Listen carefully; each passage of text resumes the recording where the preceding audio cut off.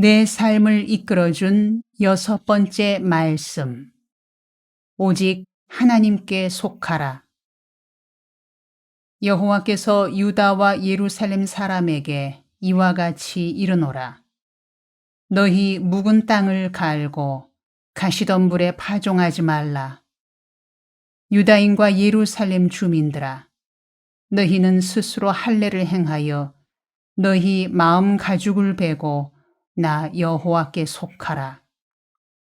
그리하지 아니하면 너희 악행으로 말미암아 나의 분노가 불같이 일어나 사르리니 그것을 끌 자가 없으리라. 예레미야 4장 3에서 4절. 나는 넘치는 감동으로 눈물을 훔치며 예레미야 4장을 읽어 나갔습니다. 예레미야 4장 3절과 4절을 읽을 때 내 영혼의 가난한 모습을 보게 되며 그간의 잘못 살아온 날들을 눈물로 회개하는 시간을 가졌습니다. 그 후로 성경 말씀이 살아있는 말씀으로 다가왔습니다. 성경 읽는 시간이 즐거운 시간이 되고 성경을 읽으면 읽을수록 더 깊이 빠져들게 됐습니다. 성경 말씀이 에스겔서에서 일러주는 바처럼 꿀처럼 달게 됐습니다. 또 그가 내게 이르시되 인자야 너는 발견한 것을 먹으라. 너는 이 두루마리를 먹고 가서 이스라엘 족속에게 말하라 하시기로 내가 입을 벌리니 그가 그 두루마리를 내게 먹이시며 내게 이르시되 인자야 내가 네게 주는 이 두루마리를 네 배에 넣으며 네 창자에 채우라 하시기에 내가 먹으니 그것이 내 입에서 달기가 꿀 같더라. 에스겔서 3장 1에서 3절. 내 살아온 평생에 하나님의 말씀이 그렇게 달기가 꿀 같은 말씀임을 처음으로 느끼게 됐습니다. 나는 말씀의 은혜가 깊어져 감동의 눈물을 훔치며 읽었습니다. 눈물이 성경책에 떨어져 얼룩지게 되기에 성경을 멀찍이 두고 눈물을 훔치며 읽고 또 읽었습니다. 그런 체험이 있고 난 뒤로 옥살이가 은혜의 시간으로 바뀌었습니다. 나는 하나님께 감사 기도를 드렸습니다. 하나님 감사합니다.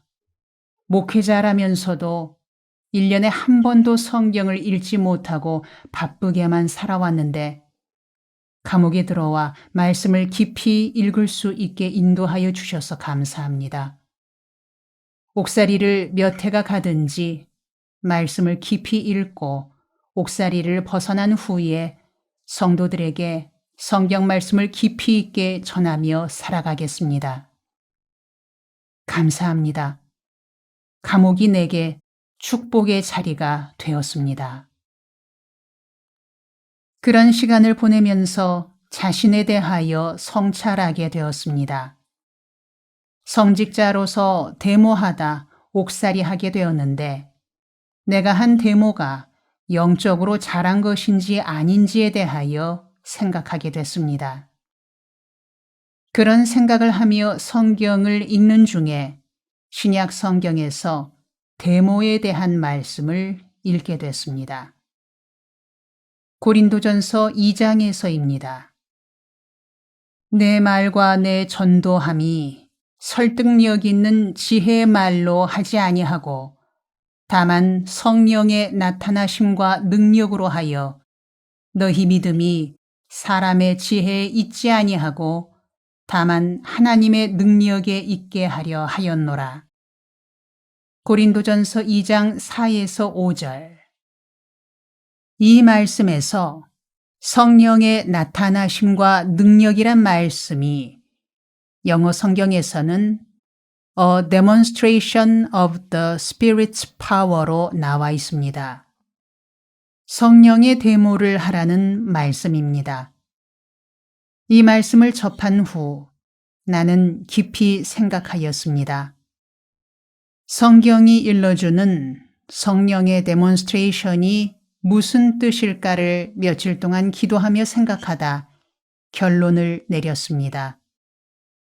성령의 데몬스트레이션이란 길거리에서 누구누구 물러나라는 데모가 아니라 진리의 말씀인 성경의 가르침을 따라 사는 것이 성령의 데모다라는 결론에 이르렀습니다. 그래서 언젠가 출소하여 목회지로 돌아가게 되면 말씀대로 사는 데모에 삶을 헌신하여야겠다 다짐케 되었습니다. 교도소에는 일주일에 한 차례 종교 교육 시간이 있습니다. 한 달에 2회는 목사가 강사로 오고 1회는 스님이 오고 나머지 1회는 신부님이 와서 강의하게 됩니다.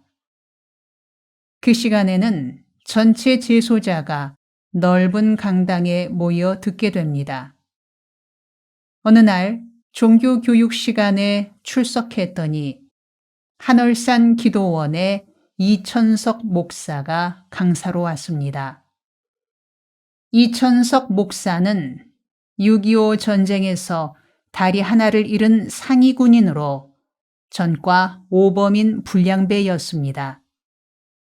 그런 그가 어느 날 예수님을 영접하고 성령 체험하고 변화되어 신령한 목사가 된 분입니다.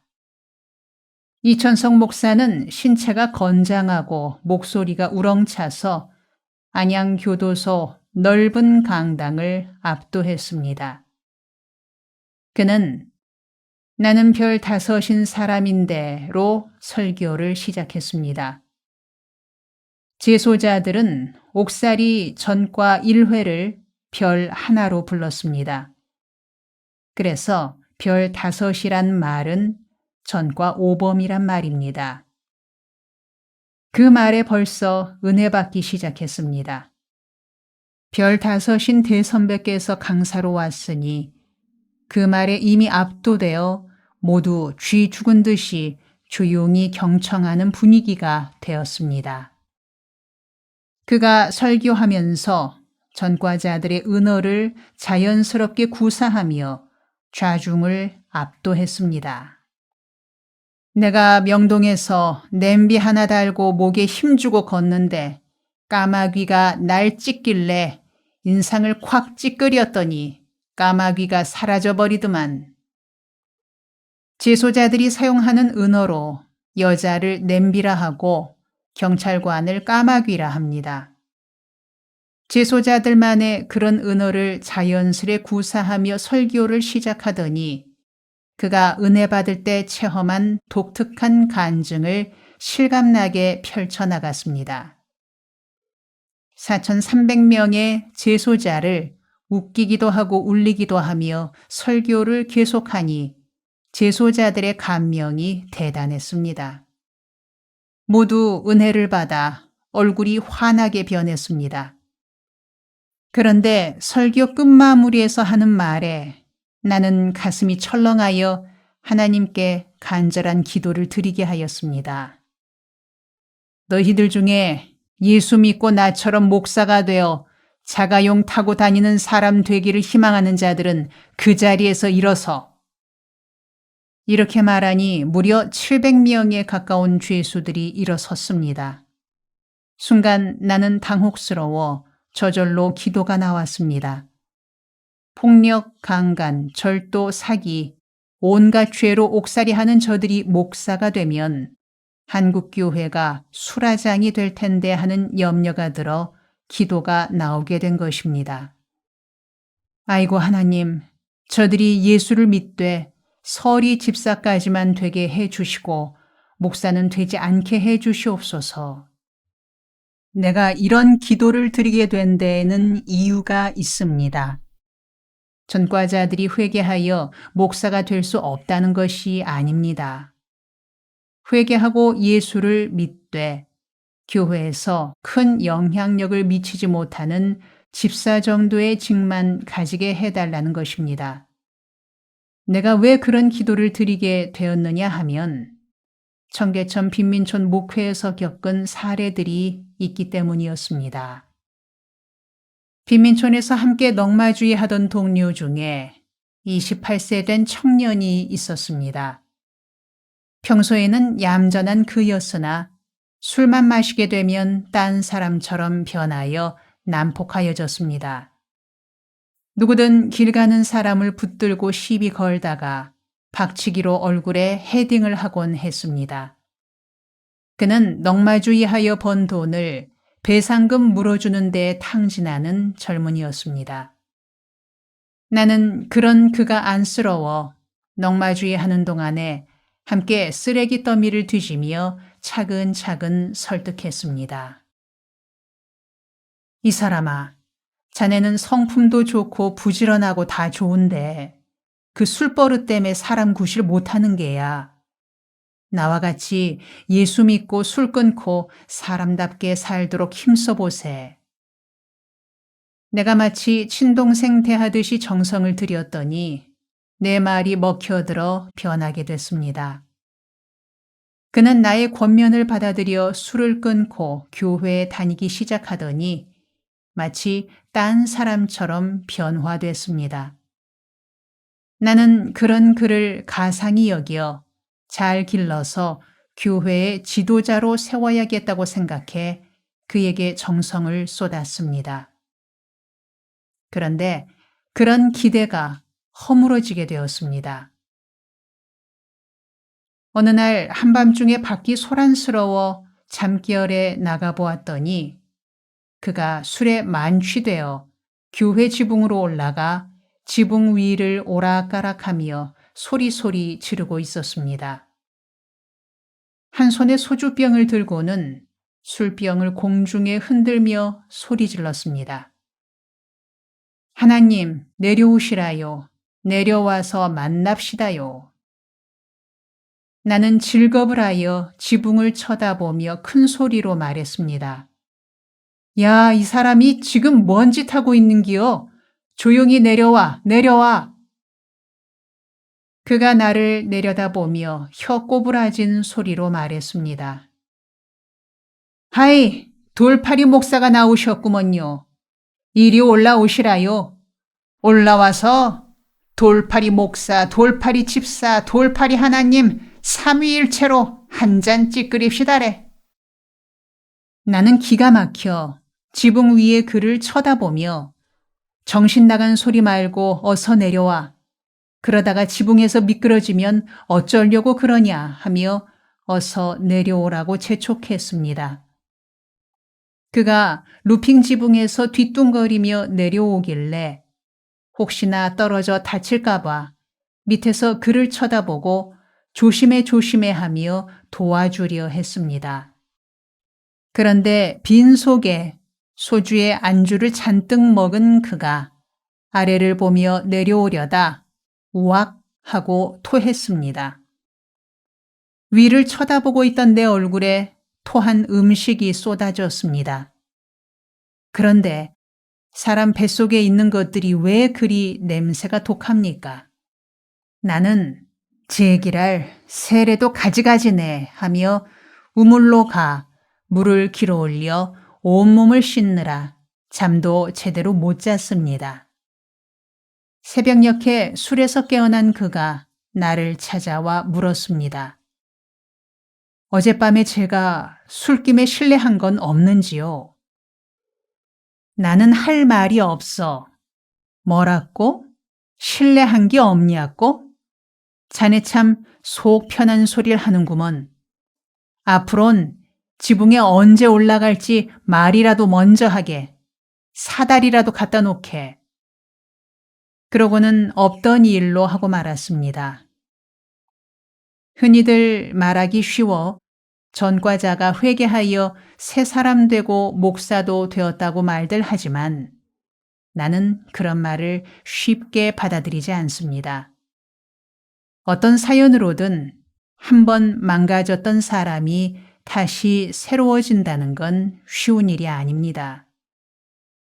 그래서 나는 안양교도소 재소자들이 이천석 목사의 말을 듣고 700여 명이나 목사가 되겠노라고 일어서는 것을 보고 가슴이 철렁한 것입니다. 안양교도소에서 다시 수원교도소로 옮겨졌습니다. 수원교도소는 외국인 죄수들도 함께 수감되어 있는 모범교도소였습니다. 교도소 내에 도서실까지 갖추어져 있고 볼만한 책들도 적지 않았습니다. 나는 수원교도소에서의 생활을 즐기게 됐습니다. 성경 읽는 틈틈이 도서실에 가서 책도 대출하여 읽으며 모처럼 안정된 나날을 보낼 수 있었습니다. 그러는 사이 해가 바뀌어 1975년 새해를 맞게 됐습니다. 새해 들어 5일째가 되던 날, 청계천 활빙교회 교인들 5명이 단체로 면회를 왔습니다. 교도소 규칙이 2명 이상 접견이 되지 않는데 교도소 측에서 특별 배려를 해주어 특별실에서 접견이 될 수 있게 해줬습니다. 모처럼 얼굴을 대하고 즐거운 만남을 이루고 있는데 교인 중 한 분이 내게 일러주었습니다.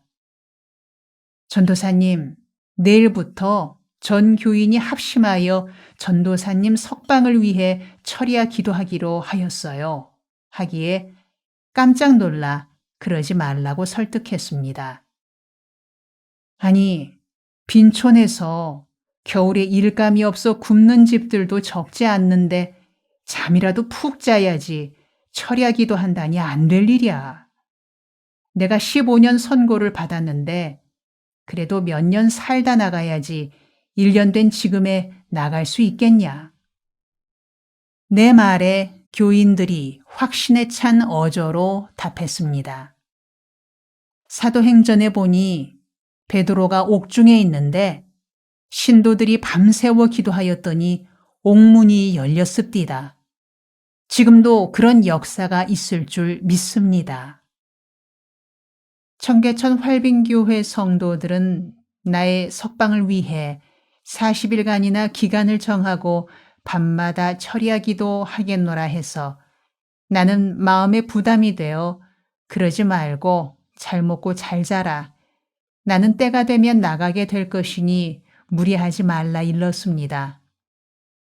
그러나 그들은 막무가내로 40일간 철야하고 구역별로 돌아가며 3일씩 금식하면서 우리 전도사님 옥문을 열어 나오게 하여 주시옵소서 하며 철야 기도와 금식 기도를 드리겠노라 하고는 돌아갔습니다. 나는 그들이 돌아간 후에 잊어버리고 있었으나 활빙교회 성도들은 다음날부터 밤마다 판잣집 교회당에 모여 철야 기도드리고 구역별로 3일씩 금식 기도를 이어나갔습니다. 40일이 되는 날이 2월 14일이었습니다. 2월 15일이 되자 교도소 분위기가 술렁이더니 아침 9시경에 교도관이 방으로 찾아와 밝은 얼굴로 일러주었습니다. 73번 기쁜 소식이요. 오늘 집으로 가게 되었수다. 얼른 짐 꾸려 나갈 준비하세요. 나는 그 말을 믿을 수 없었습니다. 정치범들은 한 교도소에 오래 머물지 않고 교도소를 옮겨가며 관리합니다. 나는 다시 다른 교도소로 옮긴다는 것인 줄로 지레 짐작하고 교도관에게 말했습니다. 또 다른 교도소로 옮기는 모양인데 따뜻한 제주교도소나 진주교도소로 옮겨주시오. 교도관은 웃으며 예, 나가신 후에 제주도로 가시든지 하와이로 가시든지 알아서 가시라요 하고 대답했습니다. 내가 짐을 꾸려 교도관의 안내를 받으며 수원교도소 정문을 나서니 활빙교회 교인들이 버스 2대로 마중 나와 2줄로 서서 나를 환영하여 주었습니다. 할렐루야, 우리 목자 돌아오셨다는 플랜카드를 들어올리며 할렐루야 하며 나를 환영해 주는데 나는 이게 꿈인가 생시인가 하여 몸둘 곳을 몰랐습니다. 나는 감격에 넘쳐 수원교도소 앞길에 엎드려 흙바닥에 입을 맞추며 감사합니다. 하나님 감사합니다를 연발했습니다. 청계천으로 돌아오는데 옆자리에 앉아있던 김종길 집사가 전도사님, 오늘이 며칠째인 줄 아세요? 라고 물었습니다. 나는 구속된 지 며칠째인 줄로 묻는가 하여 예, 13개월이 조금 지난 것 같은데요 하였더니 그게 아니고요. 우리가 지난번 면회 와서 40일 철야 기도한다고 하였는데 그 후로 며칠째인지 아느냐고 묻는 겁니다.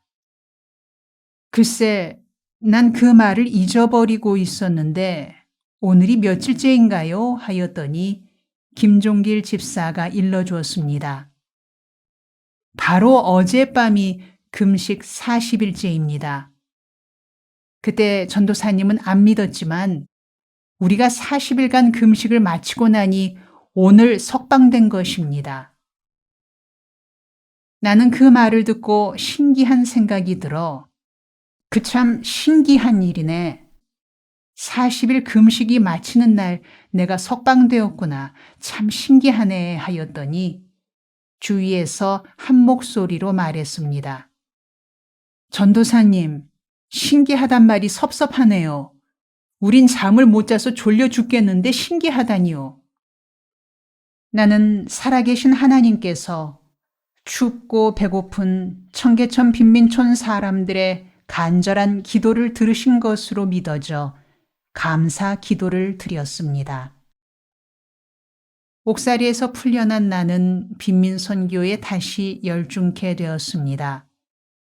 그런데 내가 감옥으로 들어갈 때는 교인 수가 150명 정도였는데 추록하고 보니 300명에 가깝게 늘어났습니다. 교인들에게 내가 없으니 교인들이 2배 가까이 늘어났으니 이게 문제인데요. 그렇다면 내가 사라져야 교회에 좋다는 거 아니겠어요? 하였더니 교인들이 입을 모아 말했습니다. 그런 게 아니고요. 전도사님 석방시켜달라고 온 교인들이 철야하며 기도하는 중에 성령 체험을 하고 방언 은사가 터지고 신령한 체험들을 많이 하게 되어 교인들이 은혜 받아 교회가 부흥케 된 거예요. 이제 전도사님이 오셨으니 더 부흥되겠죠.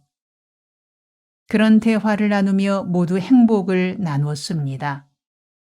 나는 다시 넉마주의 일을 시작하여 우리 나와바리인 뚝섬 지역 쓰레기통을 뒤지다가 주일이면 하루 쉬며 교인들과 예배드리곤 했습니다. 내가 옥중에 있는 동안에 슬픈 일들도 있었습니다. 교인 중에 훈이 엄마란 분이 있었습니다. 나를 붙들고 울며 남편이 죽게 된 사연을 일러주었습니다. 남편이 갑자기 배가 아프다고 방바닥을 대굴대굴 구르며 아파하였는데 돈이 없어 병원에 가지를 못하고 시간을 끌다 나중에 급해져서 달러 돈을 빌려 병원을 갔는데 담석증이랬어요. 병원에 너무 늦게 간 데다 수술비를 마련치 못하여 죽었시오. 전도사님만 계셨음 살릴 수 있었을 텐데 너무 억울합니다요. 전도사님, 이제는 감옥에 가들 마시라요. 이렇게 넋두리하며 흐느껴 우는데 나도 함께 울었습니다. 남편이 그렇게 죽은 후로 훈이 엄마는 장안벌 비닐하우스 안에 있는 시금치 밭에 나가 날품 팔며 3남매를 기르고 있었습니다. 그런데 하루는 훈이 엄마와 함께 시금치 밭에서 일하는 아주머니들이 예배 후에 훈이 엄마 일로 나의 도움을 청했습니다. 전도사님요, 훈이 엄마 좀 도와주시라요. 훈이 엄마에게 무슨 사고라도 있나요? 뭘 도와달라는 거죠? 일하다가도 배가 아프다 하고요. 구토가 나고요. 자꾸 어지럽대요. 병원에 갈 형편이 안 되니 하루 일하고 하루 쉬고 하니 삼남매 키우기도 힘들어 사정이 말이 아니라요. 전도사님이 병원에 데리고 가서 진찰해 주시라요. 나는 짐작 가는 바가 있어 병원에 갈 것도 없네요. 다 아는 병이네요. 하였더니 아줌마들이 아니, 다 아는 병이라뇨?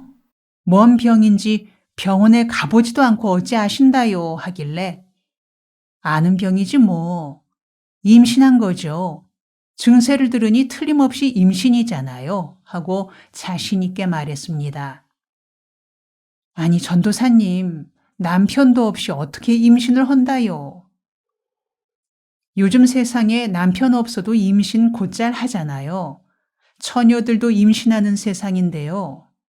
임신하고는 부끄러우니까 말 못하고 있는 거죠.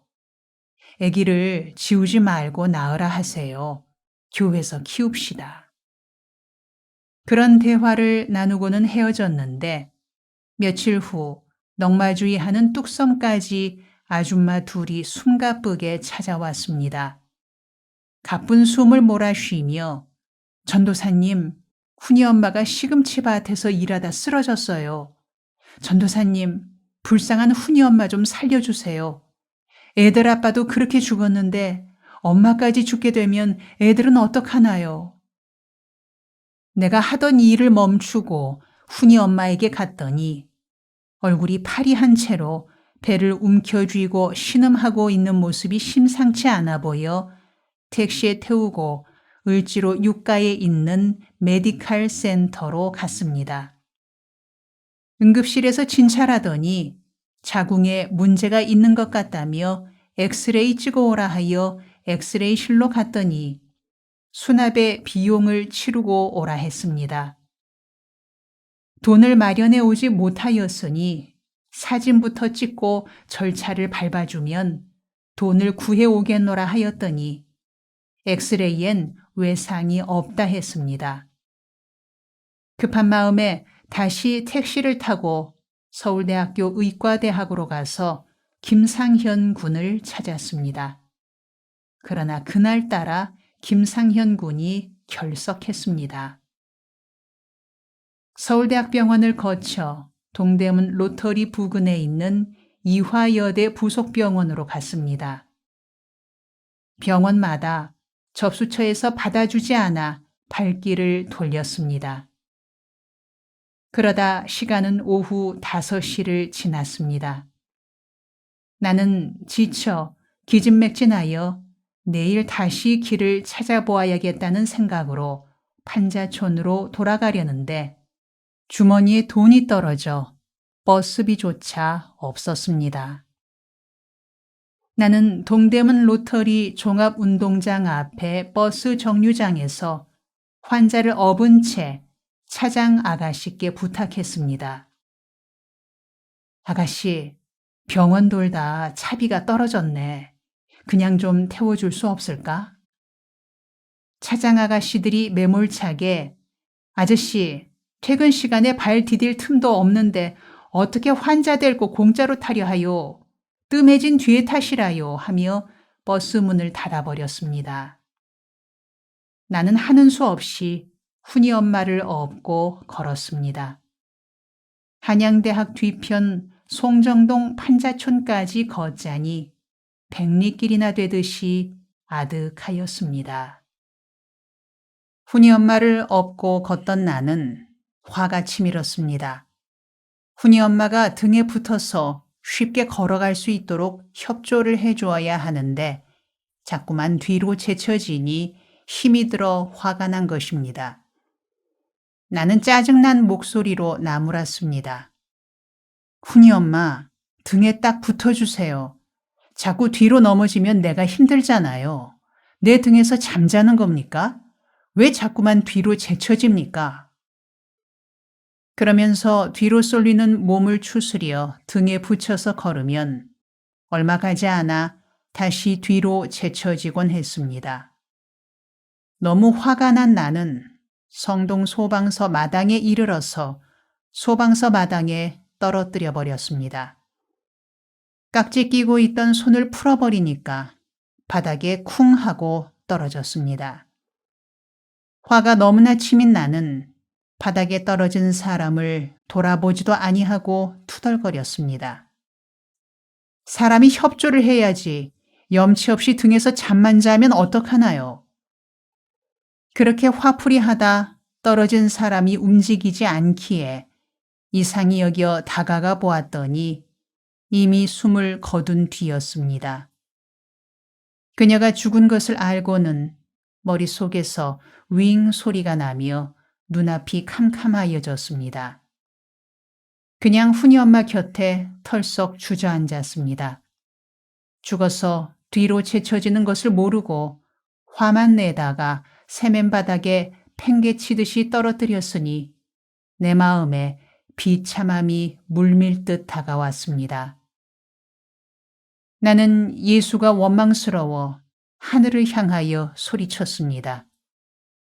흐르는 눈물을 훔치며 소리쳤습니다.